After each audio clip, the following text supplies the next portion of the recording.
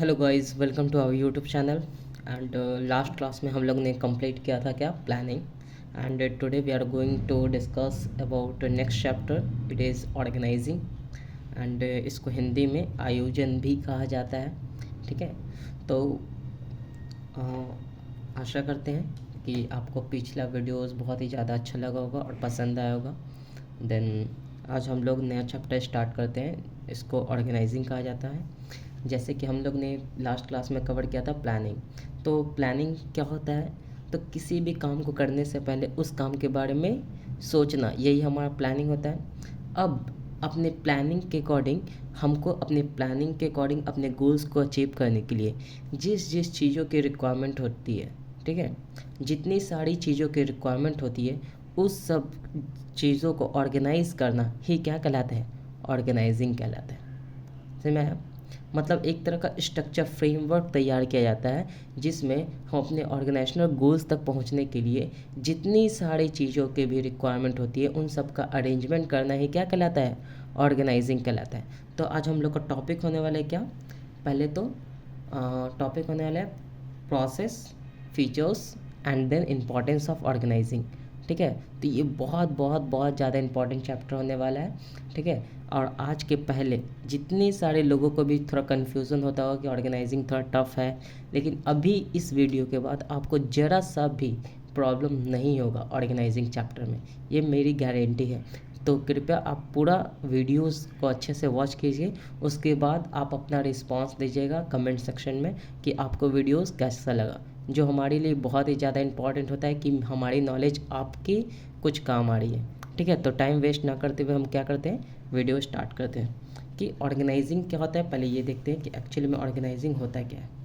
ठीक है, देखते हैं डेफिनेशन से ऑर्गेनाइजिंग किसे कहते हैं। तो ऑर्गेनाइजिंग का मतलब क्या होता है, आयोजन।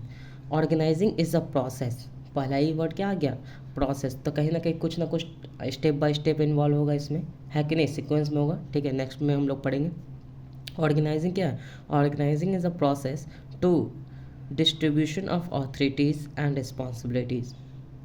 मतलब ऑर्गेनाइजिंग क्या, एक तरह का प्रोसेस है। किस चीज़ का प्रोसेस है, तो डिस्ट्रीब्यूट करने का, डिस्ट्रीब्यूशन का, बांटने का। क्या बांटने का, तो ये ऑथोरिटीज़, जो भी पावर लोगों को दिया जाता है, एंड रिस्पॉन्सिबिलिटीज़, जो भी जिम्मेदारी लोगों को, एम्प्लॉयज़ को दिया जाता है। ठीक है, तो क्या बोलेगा, organising is a process to distribution of authority and responsibilities. किस लिए ये डिस्ट्रीब्यूट किया जा रहा है, टू कंप्लीट द टास्क, जो भी टास्क दिया गया है ऑर्गेनाइजेशनल गोल्स से रिलेटेड, ऑर्गेनाइजेशनल गोल्स को अचीव करने के लिए। ठीक है, तो उससे रिलेटेड जितने सारी भी ऑथोरिटीज़ एंड रिस्पॉन्सिबिलिटीज़ किस तरीके से डिस्ट्रीब्यूट किया जा रहा है। ठीक है, किस लिए, तो कंप्लीट द टास्क। तो कंप्लीट किस लिए कंप्लीट किया जा रहा है, तो for achieving organisational goals with coordination is organising. ठीक है, तो अब जो ये ऑथोरिटी एंड रिस्पॉन्सिबिलिटी को डिस्ट्रीब्यूट किया जा रहा है किस लिए, तो अपने टास्क को कंप्लीट करने के लिए। कौन से टास्क, तो ऑर्गेनाइजेशनल गोल्स जो अपने सब बनाया है, अपने टारगेट जो सेट किया उसको अचीव करने के लिए आप क्या कर रहे हैं, ऑथोरिटीज़ एंड रिस्पॉन्सिबिलिटीज़ को इस तरीके से डिस्ट्रीब्यूट करें ताकि आप उसको क्या कर सकें, अचीव कर सकें। तो वो कैसे अचीव होगा, तो आपको वो कोऑर्डिनेशन के साथ करना पड़ेगा। कोऑर्डिनेशन का हम लोग पिछले का चैप्टर में हम लोग पहले पढ़ चुके हैं, फर्स्ट चैप्टर में। कोऑर्डिनेशन का मतलब क्या है, आपस में तालमेल बनाकर, ठीक है, आपस में मिलजुल कर तालमेल बनाकर क्या करना है, ऑथोरिटीज़ एंड रिस्पॉन्सिबिलिटीज़ को इस तरीके से डिस्ट्रीब्यूट करना है कि ऑर्गेनाइजेशन अपना जो भी गोल्स है उसको अचीव कर सकें। ठीक है, यही होता है ऑर्गेनाइजिंग। फिर से देखते हैं ऑर्गेनाइजिंग क्या है, एक तरह का प्रक्रिया है जिसमें हम क्या करते हैं, डिस्ट्रीब्यूशन करते हैं, बांटते हैं। क्या बांटते हैं, तो ऑथोरिटीज़ एंड रिस्पॉन्सिबिलिटीज़ को। ठीक है, क्यों बांटते हैं, तो अपने टास्क को कंप्लीट करने के लिए। और वो टास्क क्यों कंप्लीट किया जाता है, तो जो भी अपने ऑर्गेनाइजेशनल गोल्स है उसको अचीव करने के लिए। तो ये कैसे होगा, तो विथ कोऑर्डिनेशन। ठीक है, इसी को क्या बोला गया, ऑर्गेनाइजिंग बोला गया। समझ में आया, क्लियर है, सिंपल वर्ड में। देन अब देखते हैं प्रोसेस ऑफ ऑर्गेनाइजिंग। आखिर क्या है ये प्रोसेस, क्या स्टेप बाय स्टेप करते हैं ऑर्गेनाइजिंग में। ठीक है, तो ये देखते हैं ऑर्गेनाइजिंग में process of organising.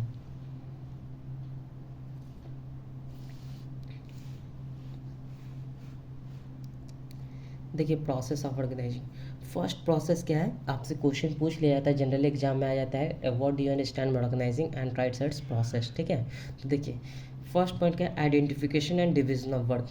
First point क्या है, identification and division of work. इसका मतलब क्या हुआ कि सबसे पहले काम को देखना, क्या है, सबसे पहले काम को देखना कि कितना काम है, उसके बाद डिवीजन ऑफ वर्क, उस काम को छोटे छोटे पार्ट में डिवाइड कर देना। फर्स्ट प्रोसेस क्या हुआ, आइडेंटिफिकेशन, पहले काम को देखना कि हमारे पास कितना काम है और उस काम को क्या करना, छोटे छोटे पार्ट्स में डिस्ट्रीब्यूट कर देना। ये हुआ फर्स्ट प्रोसेस। सेकेंड प्रोसेस देखते हैं, grouping the job and departmentalisation. इसका मतलब क्या हुआ, ग्रुपिंग द जॉब मतलब कि पहला काम क्या है कि काम को देखे और छोटे छोटे पार्ट में क्या कर दिए, डिवाइड कर दिए। अब ग्रुपिंग द जॉब, अब ग्रुपिंग द जॉब करने का मतलब क्या कि अब जो छोटे छोटे पार्ट्स में डिवाइड किए काम को, उसको क्या करेंगे, सेम जो काम है, एक ही तरह का काम है जो, उसको क्या करेंगे, एक ग्रुप बनाएंगे और एक डिपार्टमेंट बना देंगे।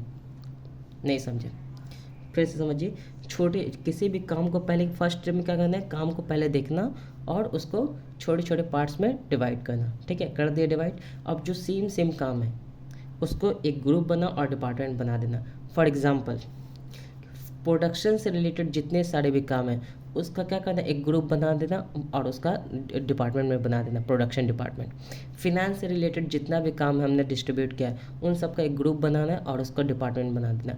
सेल्स से रिलेटेड जितने भी काम है उसका एक ग्रुप बनाना और सेल्स डिपार्टमेंट बना देना। समझ में आया? तो वही होता है, पहला काम क्या है, पहले काम को देखना और छोटे छोटे पार्ट में डिवाइड करना। सेकंड में ग्रुपिंग द जॉब, मतलब सेम काम का एक ग्रुप बनाना और उसको एक डिपार्टमेंट में तब्दील कर देना। ठीक है, अब ये दो तरीके से होता है, जैसे कि एक होता है फंक्शनल और दूसरा होता है डिविजनल। फंक्शनल का मतलब क्या है कि मतलब कि समझिए, परचेज डिपार्टमेंट, परचेज रिलेटेड जितने सारे भी काम है उसको क्या बनाएंगे, एक ग्रुप बनाएंगे और उसको एक डिपार्टमेंट बना देंगे काम के आधार पर, उसको क्या बोलेंगे, परचेज डिपार्टमेंट। ठीक है, दूसरा सेल्स से रिलेटेड जितने सारे काम है उसका एक ग्रुप बना और क्या बना दिया, सेल्स डिपार्टमेंट। एंड फिनेंस से रिलेटेड एक ग्रुप बना और क्या बना दिया, फिनेंस डिपार्टमेंट। अब मान लीजिए बहुत से ऑर्गेनाइजेशन क्या होता है, हमारे ऑर्गेनाइजेशन में एक से ज़्यादा प्रोडक्ट का प्रोडक्शन हो रहा होता है। क्या, एक से ज़्यादा प्रोडक्ट का प्रोडक्शन हो रहा है, तो क्या करेंगे, सपोज़ कीजिए सोप का प्रोडक्शन हो रहा है और कॉस्मेटिक का प्रोडक्शन हो रहा है। ठीक है, इसको बोलते हैं डिविजनल। सोप का प्रोडक्शन हो रहा है और कॉस्मेटिक का, तो शॉप से रिलेटेड उसका शॉप का डिपार्टमेंट क्या होगा, परचेज डिपार्टमेंट होगा, सेल्स डिपार्टमेंट होगा, फिनेंस डिपार्टमेंट होगा। मतलब शॉप बनाने के लिए इन सारे डिपार्टमेंट को क्या कर दिए, शॉप से रिलेटेड इसको अलग कर दिए। कॉस्मेटिक भी प्रोडक्शन रहा है तो कॉस्मेटिक से related purchase department, sales department, finance department बना के अलग कर दिए। इसका मतलब समझ में आया कि ऑर्गेनाइजेशन यहाँ भी काम को डिस्ट्रीब्यूट कर रहा है, ऑथोरिटीज या रिस्पॉन्सिबिलिटी को डिस्ट्रीब्यूट कर रहा है, लेकिन किस आधार पे, मतलब कि नंबर ऑफ प्रोडक्शन के आधार पे। जितने सारे प्रोडक्ट बना रहे उसके अकॉर्डिंग हम क्या बना रहे, एक डिपार्टमेंट बना दे रहे हैं कि इस प्रोडक्ट से रिलेटेड जितने सारे भी काम है वो अपना डिपार्टमेंट में तुम संभाल लो। ठीक है, ये चीज़। और यहाँ पे क्या हो रहा है, काम से रिलेटेड क्या हो रहा है, ऑथोरिटीज एंड रिस्पॉन्सिबिलिटी डिस्ट्रीब्यूट हो रहा है कि परचेज से रिलेटेड जितने सारे काम है वो परचेज डिपार्टमेंट देखेगा, फिनेंस से रिलेटेड जितने काम है वो फिनेंस देखेगा, एंड सेल्स से रिलेटेड जितने काम है वो सेल्स डिपार्टमेंट देखेगा। क्लियर है? इस तरीके से क्या करते हैं, grouping the job and departmentalisation. And third step में आते हैं, अभी क्या होता है, असाइनमेंट ऑफ ड्यूटीज़। ठीक है, इसमें क्या किए, फर्स्ट में काम किए identification and division of work, पहला काम को देखे और उसको छोटे छोटे पार्ट्स में डिवाइड कर दिए। सेकेंड स्टेप में क्या था कि सेम काम को एक ग्रुप बनाए और उसको डिपार्टमेंट बना दिए। अब थर्ड पॉइंट क्या करेंगे, असाइनमेंट ऑफ ड्यूटीज़, मतलब कि क्या कि according to skills and qualification. अब जो भी हम डिपार्टमेंट बनाया है उसको क्या करना है, उसके नॉलेज स्किल्स के आधार पे हम क्या, उसके क्वालिफिकेशन के आधार पे हम उसको क्या करेंगे, जॉब प्रोवाइड करेंगे। ठीक है, कि कौन किसके अंडर में काम करेगा, किसका क्या काम होगा। ठीक है, उसी को क्या बोलते हैं, असाइनमेंट ऑफ ड्यूटीज़। जो भी डिपार्टमेंट हम हायर किए हैं, लोगों को कौन सा काम किसको प्रोवाइड करना है। जैसे कि सपोज कीजिए कि एक मैनेजर का जॉब है, मैनेजर का जॉब के लिए क्या होना चाहिए, क्या कुछ कंडीशन होती है, बिल्कुल होती है। तो मैनेजर एक प्रोफेशनल टास्क है तो उसके लिए MBA होल्डर होना चाहिए, और आपके ऑर्गेनाइजेशन की रिक्वायरमेंट आप बोलिए कि 5 साल का एक्सपीरियंस होना चाहिए। तो इस तरीके से क्या होता है, एक क्वालिफिकेशन डिग्री की रिक्वायरमेंट होती है, प्रोफेशनल की रिक्वायरमेंट होती है, जो उसके अकॉर्डिंग हम क्या कर रहे हैं, लोगों को उसको काम दे रहे हैं उसके स्किल्स एंड क्वालिफिकेशन के अकॉर्डिंग। समझ में? थर्ड स्टेप में ये हो गया। एंड फोर्थ स्टेप में क्या आता है, एस्टैब्लिशिंग रिपोर्टिंग रिलेशनशिप, मतलब who will report to whom, कौन किसको रिपोर्ट करेगा। होता है ना कि तुम्हारे अंडर में इतने लोग हैं, अगर तुमको किसी तरह का प्रॉब्लम हो तो तुम अपने सीनियर से बात करोगे, तुमको अगर किसी तरह का प्रॉब्लम हो तो तुम अपने सीनियर से, मतलब एक चेन में चलेगा। कैसा होगा, एक चेन में काम करेगा। सही में? मतलब कि मान लीजिए मिस्टर ए है, मिस्टर ए के अंडर में मिस्टर बी और सी है, तो मिस्टर बी सी को किसी दिक्कत होगा तो वो किससे बात करेंगे, अपने सीनियर ए से बात करेंगे। ए के सीनियर में कौन है, एक्स है, तो ए को प्रॉब्लम होगा तो किससे बात करेंगे, एक्स से बात करेंगे। ठीक है, तो ये क्या है, कौन किसको रिपोर्ट करेगा, वो क्या होता है, एस्टैब्लिशिंग रिपोर्टिंग रिलेशनशिप। ठीक है, who will report to whom, clear है। तो ये हमारा प्रोसेस ऑफ ऑर्गेनाइजिंग कितने स्टेप होते हैं, 4 स्टेप होते हैं। ठीक है, एक बार और देख लेते हैं कि आप फर्स्ट में क्या किए, आइडेंटिफिकेशन, काम को देखें और उसको छोटे छोटे पार्ट में डिवाइड कर दिए, डिवीजन ऑफ वर्क। और क्या सेकंड स्टेप में क्या, grouping the job and department relation. अब सेम सेम काम को एक ग्रुप बना और उसको डिपार्टमेंट बना दिए। ठीक है, अब डिपार्टमेंट बना दिए, अब काम भी तो देना है, कौन किसको काम देना है, मतलब जितने सारे एम्प्लॉयज़ है, कौन सा मतलब कि कौन सा पोस्ट के लिए कौन से एम्प्लॉयज़ को हायर करना है, तो उसके अकॉर्डिंग हम क्या कर दिए, असाइनमेंट ऑफ ड्यूटीज़। मतलब कि लोअर लेवल पे हमारा सुपरवाइज़र होगा, फॉरमैन होगा, मिडिल लेवल पे हमारा कौन होगा, डिपार्टमेंटल मैनेजर होगा, डिप्टी डिपार्टमेंट मैनेजर होगा, टॉप लेवल में हमारे तो सीनियर होते ही हैं, मतलब कि जो ओनर्स होते हैं, शेयर होल्डर्स होते हैं, प्रेसिडेंट होते हैं, वाइस प्रेसिडेंट होते हैं, तो पहले से डिसाइड हो गया। इसी को क्या बोलते हैं, ऑर्गेनाइजिंग स्ट्रक्चर बोलते हैं। क्या बोलते हैं, ऑर्गेनाइजिंग स्ट्रक्चर, मतलब कि कौन से पोस्ट पे कौन काम करेगा, उसके अकॉर्डिंग के स्किल्स एंड क्वालिफिकेशन के अकॉर्डिंग हम क्या कर दिए, ड्यूटीज असाइन कर दिए। अब उसके अंडर में कौन कौन होगा। ठीक है, तो इस्टेब्लिशिंग रिपोर्टिंग रिलेशनशिप, कौन किसको रिपोर्ट करेगा, ये होता है हमारा चौथा स्टेप, फोर्थ स्टेप। ठीक है, तो ये हमारा प्रोसेस ऑफ ऑर्गेनाइजिंग कंप्लीट हो गया। अब देखते हैं कि ऑर्गेनाइजिंग का फीचर्स क्या होता है, what is the features of organising, organising कैसा होता है। ठीक है, ऑर्गेनाइजिंग कैसा होता है, देखते हैं फीचर्स ऑफ ऑर्गेनाइजिंग।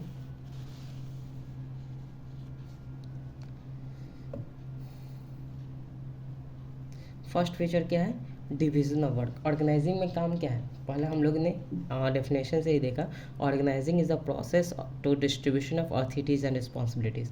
तो जाहिर सी बात है ये डिस्ट्रीब्यूट कर रहा है क्या, अथॉरिटीज़ एंड रिस्पॉन्सिबिलिटीज़ को, एक तो पावर को डिस्ट्रीब्यूट कर रहा है और जिम्मेदारी को, उसके साथ साथ जिम्मेदारी को भी डिस्ट्रीब्यूट कर रहा है। तो जाहिर सी बात क्या है, डिवीजन ऑफ वर्क, लोगों को उसके स्किल एंड क्वालिफिकेशन के अकॉर्डिंग काम को डिस्ट्रीब्यूट करना है, क्या कहलाता है, ऑर्गेनाइजिंग कहलाता है। एक ऑर्गेनाइजिंग या डिवीजन ऑफ वर्क, काम को हम क्या करते हैं, ऑर्गेनाइजिंग में डिस्ट्रीब्यूट करते हैं, सही तरीके से ऑर्गेनाइज करते हैं चीज़ों को। ठीक है, दूसरा कोऑर्डिनेशन, फिर से डेफिनेशन में क्या था, ये जो भी हम अथॉरिटीज़ एंड रिस्पॉन्सिबिलिटीज़ को क्या करते हैं, डिस्ट्रीब्यूट कर रहे थे, वो कैसे कर रहे थे, विथ कोऑर्डिनेशन। ठीक है, तो क्या होता है, ऑर्गेनाइजिंग में क्या होता है, कोऑर्डिनेशन को साथ में रख कर ही आपको मेल भाव, मतलब मेल मिलाप से ही आप क्या कर सकते हैं, काम को डिस्ट्रीब्यूट कर सकते हैं। लड़ाई झगड़ा होगा तो कोई भी काम सही से डिस्ट्रीब्यूट नहीं होगा, या फिर अथॉरिटीज़ का लोगों को नहीं प्रोवाइड किया जाएगा, और कोई भी काम सही से परफॉर्मेंस नहीं हो पाएगा। तो ऑर्गेनाइजिंग पहले क्या है, division of work, coordination and third point क्या है, प्लुरैलिटी ऑफ पर्सन। मतलब कि उसमें जो होता है काम को डिस्ट्रीब्यूट करने का, क्या उसमें एक लोग होते हैं, क्या इकलौता आदमी होगा जो अथॉरिटी या रिस्पॉन्सिबिलिटी को डिस्ट्रीब्यूट कर रहा होगा। जाहिर बात है यहाँ पे कोऑर्डिनेशन की बात की हो जा रही है, तो यहाँ पे लोग कितने होंगे, एक से ज़्यादा इन्वॉल्व होंगे। ठीक है, तो कोऑर्डिनेशन की में क्या होता है, प्लुरैलिटी ऑफ पर्सन, एक से ज़्यादा लोग इन्वॉल्व होते हैं किसमें, कोऑर्डिनेशन। तो फीचर्स का मतलब आपको समझ में आता है कि अगर इन फीचर्स को हटा दिया जाए तो ऑर्गेनाइजिंग होगा ही नहीं, ख़त्म हो जाएगा। ठीक है, एक्चुअली में फीचर्स का मतलब ही क्या होता है कि ऑर्गेनाइजिंग है क्या, तो ऑर्गेनाइजिंग है division of work, coordination, plurality of person, then आते हैं कॉमन ऑब्जेक्टिव। अब ये जो इतने सारे प्लानिंग ऑर्गेनाइजिंग कर रहे हैं, ऑर्गेनाइज कर रहे हैं चीज़ों को अपने गोल्स को अचीव करने के लिए, तो सबका गोल्स क्या है, एक कॉमन ऑब्जेक्टिव है, अपने ऑर्गेनाइजेशन के गोल को अचीव करना। तो यहाँ पे क्या होता है, ऑर्गेनाइजिंग का प्रोसेस में एक कॉमन ऑब्जेक्टिव होता है, सभी का गोल्स एक ही होता है, क्या, अपने ऑर्गेनाइजेशन के टारगेट को अचीव करना।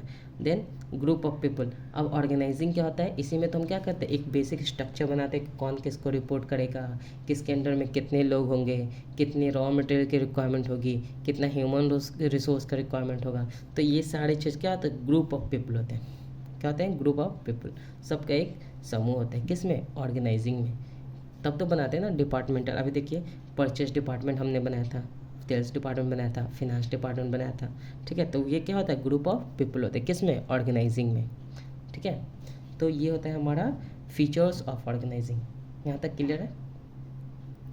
ठीक है, नेक्स्ट पॉइंट हम लोग देखते हैं, next topic, importance of organising. आखिर ऑर्गेनाइजिंग की ज़रूरत क्यों है, क्या ऐसी ज़रूरत है कि हमको ऑर्गेनाइजिंग की ज़रूरत है। सपोज करो ना कि प्लानिंग में क्या किया, हम चीज़ों को पहले प्लान कर लिए कि हमारा टारगेट क्या होने वाला है इन फ्यूचर।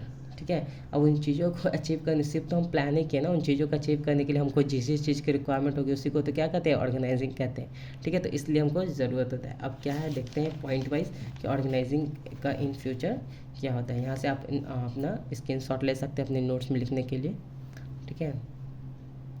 स्टॉप करके चलिए इम्पोर्टेंस ऑफ ऑर्गेनाइजिंग देखते हैं।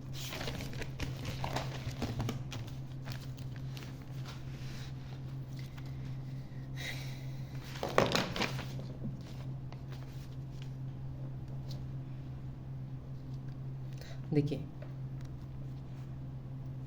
फर्स्ट इम्पॉर्टेंस क्या है, बेनिफिट्स ऑफ स्पेशलाइजेशन। इसका मतलब क्या है, सपोज कीजिए हमने ऑर्गेनाइजिंग में क्या कर रहे थे, लोगों को उसके काम के अकॉर्डिंग बांट रहे थे according to their skills and qualification. अब परचेज डिपार्टमेंट में जो बंदा है, अब उसको एक ही तरह का काम हम हमेशा प्रोवाइड कर दें उसके स्किल्स एंड क्वालिफिकेशन के अकॉर्डिंग, तो क्या वो बंदा अपने काम को करने में एक्सपर्ट नहीं हो जाएगा? बिल्कुल हो जाएगा। सेल्स डिपार्टमेंट में जो भी बंदा काम कर रहा है उसके स्किल्स एंड क्वालिफिकेशन के अकॉर्डिंग हम क्या कर दिए, सेल्स डिपार्टमेंट डाल दिए, क्या वो बंदा सेल्स करने में माहिर नहीं हो जाएगा? बिल्कुल हो जाएगा। तो हमको क्या बनता है, जब हम डिस्ट्रीब्यूट कर देते हैं authority and responsibility according to their skills and qualification, तो हमको इन फ्यूचर क्या होता है, बेनिफिट्स ऑफ स्पेशलाइजेशन। वो कोई भी एम्प्लॉय जो हमारे पास होता है वो क्या होता है, स्पेशलिस्ट बन जाता है। किस में? उस डिपार्टमेंट में जहाँ पे हम उसको डिस्ट्रीब्यूट किए रहते हैं ऑथोरिटी एंड रिस्पॉन्सिबिलिटी को, उसके काम को, ठीक है। तो ये बेनिफिशियल होता है किसके लिए, हमारे ऑर्गेनाइजेशन के लिए। सपोज कीजिए हमारे ऑर्गेनाइजेशन में अगर एम्प्लॉयज़ बेस्ट होंगे, अच्छा होंगे, तो ऑर्गेनाइजेशन बहुत ही ज़्यादा ग्रोथ करेगा, एक्सपेंड करेगा। क्यों? क्योंकि हमारे पास एम्प्लॉयज़ बहुत ही ज़्यादा अच्छे हैं।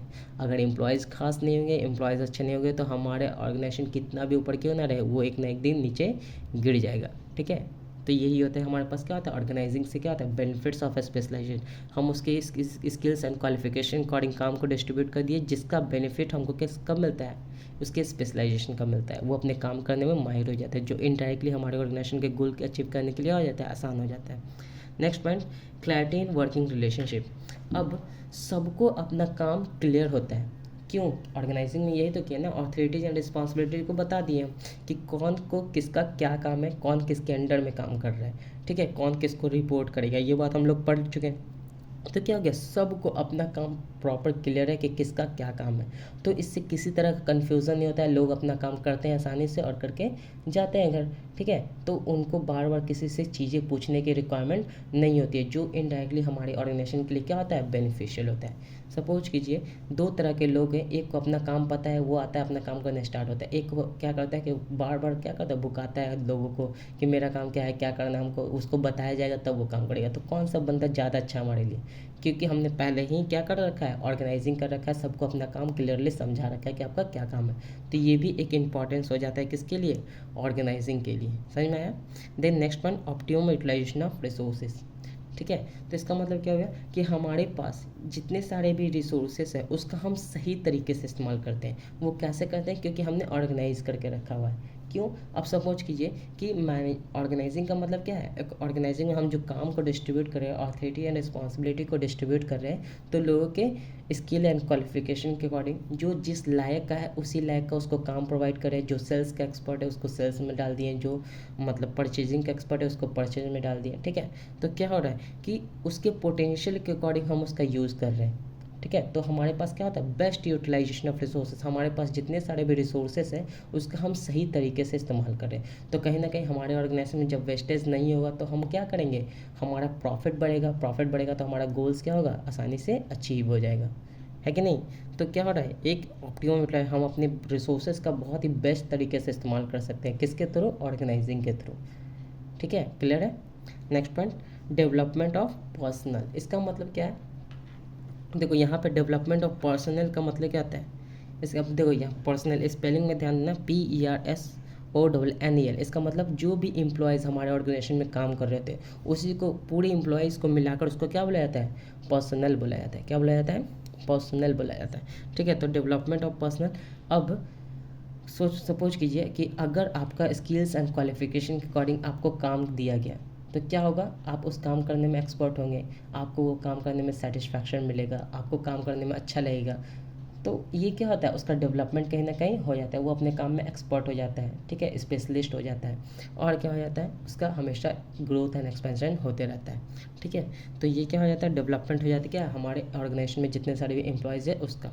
सपोज कीजिए कि सेल्स वाले को अगर हम परचेज में डाल दें तो क्या वो उसका ग्रोथ होगा, वो पागल हो जाएगा, फ्रस्ट्रेट हो जाएगा, बोलेगा कि हमको ऑर्गेनाइजेशन में काम नहीं करना है, ठीक है। तो ऐसा नहीं होता है। तो इसीलिए ऑर्गेनाइजिंग के थ्रू ही हम क्या करते हैं, लोगों को उसके पोटेंशियल के अकॉर्डिंग, उसकी क्षमता के अकॉर्डिंग हम क्या करते हैं, उसको काम प्रोवाइड करते हैं, जिससे कि उसका खुद डेवलपमेंट होता रहता है और वो लंबे समय तक हमारे ऑर्गेनाइजेशन से भी जुड़ा रहता है, ठीक है।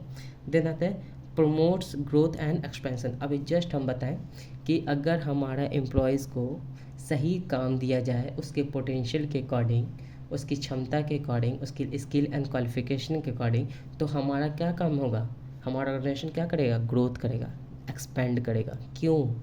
क्योंकि हमारे पास हर एक काम के लिए एक्सपर्ट बंदे अवेलेबल हैं, हर कोई अपना काम सही तरीके से कर रहा है, टाइम पे ख़त्म कर रहा है, वेस्टेज नहीं हो रहा है ऑर्गेनाइजेशन में। तो क्या होगा, प्रमोट्स होगा कि नहीं, प्रमोशन होगा कि नहीं, क्या ग्रोथ एंड एक्सपेंशन, हमारा ऑर्गेनाइजेशन प्रमोट्स होगा, ग्रोथ करेगा, एक्सपेंड करेगा, ठीक है। ये चीज़ नेक्स्ट पॉइंट देखते हैं, फैसिलिटेट्स ट्रेनिंग एंड डेवलपमेंट। इसका मतलब क्या होता है, तो ऑर्गेनाइजिंग के थ्रू हम क्या कर सकते हैं, हेल्प कर सकते हैं, क्या, ट्रेनिंग एंड डेवलपमेंट में। अब इसका क्या मतलब है ट्रेनिंग एंड डेवलपमेंट का, सपोज़ कीजिए कि अभी हमने क्या बताया कि परचेज काम के अकॉर्डिंग क्या करते हैं, लोगों को डिस्ट्रीब्यूट कर देते हैं, ठीक है। सपोज कीजिए हमको किसी को परचेज से रिलेटेड, सेल्स वाले को परचेज से रिलेटेड हमको ट्रेनिंग प्रोवाइड करना है, ठीक है, देना है कि नहीं। तो हम क्या करेंगे कि जाओ उसके अंडर में कुछ काम सीख लो, कुछ थोड़ा बहुत, होगा कि नहीं। तो क्या हम हेल्प कर सकते हैं ना कि ट्रेनिंग एंड डेवलपमेंट करने में। अगर हमको किसी को सेल्स का एक्सपर्ट बनाना है तो उसको सेल्स डिपार्टमेंट डाल देंगे, परचेज का एक्सपर्ट बनाना है तो उसको परचेज डिपार्टमेंट डाल देंगे। अपने 2-3 साल काम करेगा, 6 महीने काम करेगा, वो क्या होगा, उस काम में माहिर हो जाएगा। तो क्या होता है, हेल्पफुल होता है किस में, ट्रेनिंग एंड डेवलपमेंट में। उसको काम सिखा सकते हैं, उसको उस काम में एक्सपर्ट बना सकते हैं। तो वो कैसे होगा, वो ऑर्गेनाइजिंग के थ्रू ही होगा, क्योंकि आप ऑर्गेनाइजिंग में क्या करते हो, प्रॉपर प्लानिंग के थ्रू आप उस बंदे को, किसी भी एम्प्लॉयज़ को किसी भी काम में एक्सपर्ट बना सकते हैं, जो आपके ऑर्गेनाइजेशन के लिए क्या होगा, इन फ्यूचर बेनिफिशियल होगा, ठीक है। हो सकता है मैनेजरल टास्क परफॉर्म करवाने के लिए आप उसको तैयार कर दें, हो सकता है इन फ्यूचर किसी का जगह लेने के लिए आप उसको प्रिपेयर कर दें, उसके अंडर में काम करवा के। तो ये किसका पार्ट है, ऑर्गेनाइजिंग का ही पार्ट है। तो क्या हो रहा है, इसी से उसको ट्रेनिंग दिलवाएंगे और उसका इन फ्यूचर क्या होगा, डेवलपमेंट हो जाएगा, है कि नहीं। तो इसलिए भी ऑर्गेनाइजिंग करना बहुत ही ज़्यादा ज़रूरी हो जाता है। ये सारे पॉइंट्स थे जो आपको याद रखने हैं कि हमने आज का टॉपिक क्या कवर किया, कि ऑर्गेनाइजिंग क्या होता है, ठीक है। दूसरा, प्रोसेस ऑफ ऑर्गेनाइजिंग क्या होता है, then features and importance of organising, ठीक है। इसमें थोड़े थोड़े टॉपिक है, हम एक एक वीडियोज़ में कवर करेंगे और वो वीडियो जल्दी जल्दी आएंगे, इसलिए आप लोग इसको प्रॉपर देखिए। अगर आपको वीडियोज़ अच्छा लगता है तो लाइक कीजिए, कमेंट कीजिए, कमेंट ज़्यादा ज़रूरी है क्योंकि हमको पता चलता है कि आपको बिल्कुल वीडियो समझ में आ रही है, ठीक है। एंड नेक्स्ट, आपको अच्छा लगा तो सब्सक्राइब एंड शेयर कीजिए अपने दोस्तों के साथ, ताकि वो भी अपने बोर्ड के प्रिपरेशन में क्या कर सके, फ़ायदा उठा सके और अपने मार्क्स को इंक्रीज़ कर सके, ठीक है। Then thank you, have a good day.